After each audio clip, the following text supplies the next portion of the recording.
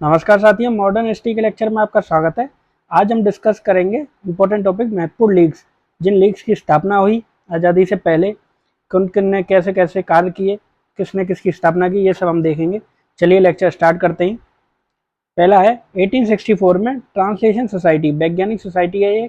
Sir Syed Ahmad Khan ने इसकी स्थापना की थी और यही 1875 में अलीगढ़ मुस्लिम विश्वविद्यालय जो है, आज भी आपको पता होगा अलीगढ़ में है।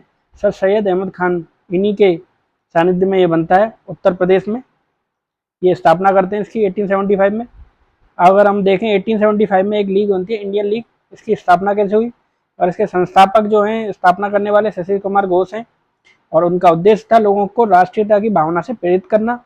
शशिर कुमार घोष ने 1868 में अमृता बाजार एक पत्रिका की चालू की थी। अमृता बाजार पत्रिका शशिर कुमार घोष की, ये इंपॉर्टेंट है, याद रखिएगा। अगला लीग देखते हैं। 1876 में इंडियन एसोसिएशन की स्थापना। इसके संस्थापक थे एस.एन. बनर्जी और आनंद मोहन बोस। इनके उद्देश्य थे लोगों की राजनीतिक, बौद्धिक और भौतिक उन्नति। आप राजनीतिक रूप से उन्नत हों, समझदार हों, भौतिक संसाधनों की आपके पास पूर्ति हो और बौद्धिक विकास हो आपका, इसका फोकस था।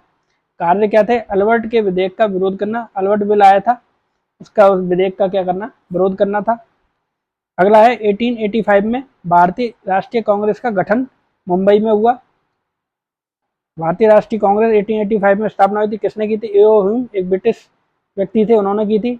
और दादा भाई नौरोजी और दिनसो एडोलजी, इन्होंने वाचा, इनने मिलकर ये की थी। और उस समय के जो वायसरॉय थे, जब भारतीय राष्ट्रीय कांग्रेस की स्थापना हुई, तो लॉर्ड डफरिन थे। ये भी इंपॉर्टेंट है, याद रखिएगा। अगर हम कांग्रेस की महत्वपूर्ण 17 अध्यक्षों के बारे में जानें, तो अगला टॉपिक हमारा इसी से रिलेटेड है। तो पहला है 1885 में जब इसकी स्थापना हुई, तो इसके जो अध्यक्ष थे वो W.C. बनर्जी थे, एक हिंदू थे। और ये बॉम्बे में इसकी क्या है, पहला सत्र आयोजित होता है। फिर 1886 और 1893 और 1906 में जो है कलकत्ता, लाहौर और कलकत्ता, ये मतलब सीक्वेंस में है। 1886 में कलकत्ता में, 1893 में लाहौर में, और 1906 में कलकत्ता में दादा भाई नौरोजी जो हैं, एक पारसी जो हैं, उनको क्या बनाया जाता है? अध्यक्ष बनाया जाता है, और वो सत्र को आहूत करते हैं। ठीक है। 1887 में मद्रास जो है, बदरुद्दीन तैयब जी, मद्रास में सत्र आयोजित होता है कांग्रेस का, उसके अध्यक्ष बनते हैं बदरुद्दीन तैयब जी।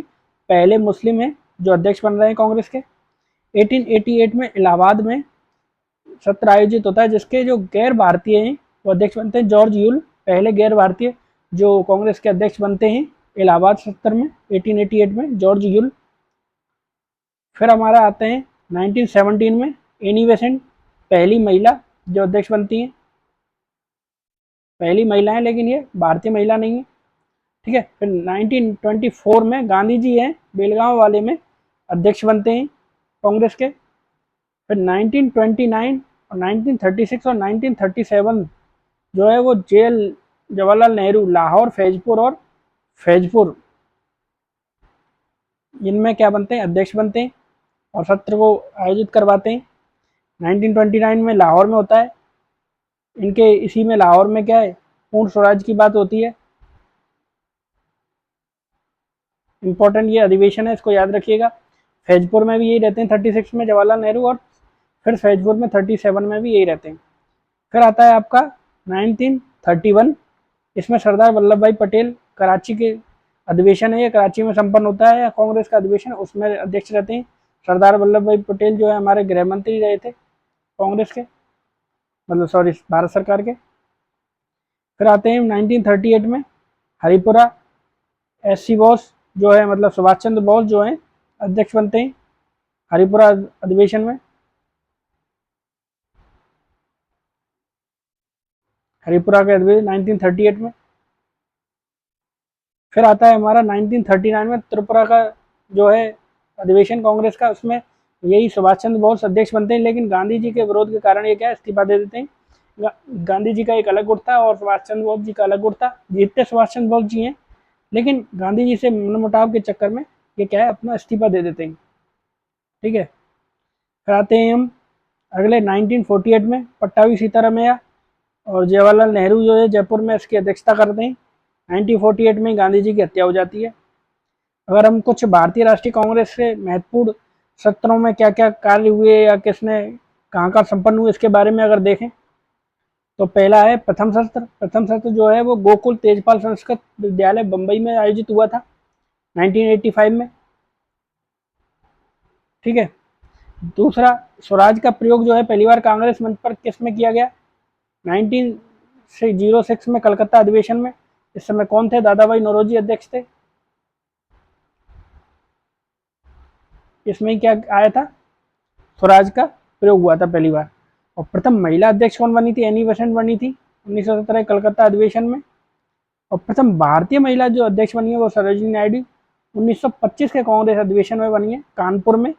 कानपुर में यह अधिवेशन संपन्न हुआ था। अगर हम सभी महिला अध्यक्षों को एक बार देखें तो एनी बेसेंट, सरोजिनी नायडू और नलिनी सेनगुप्ता, ये तीनों क्या है? महिला अध्यक्ष रही कांग्रेस अधिवेशन की। प्रथम मुस्लिम राष्ट्र वो ये अध्यक्ष हैं, सॉरी राष्ट्रपति नहीं है। प्रथम मुस्लिम जो अध्यक्ष हैं वो बदरुद्दीन तैयब जी हैं।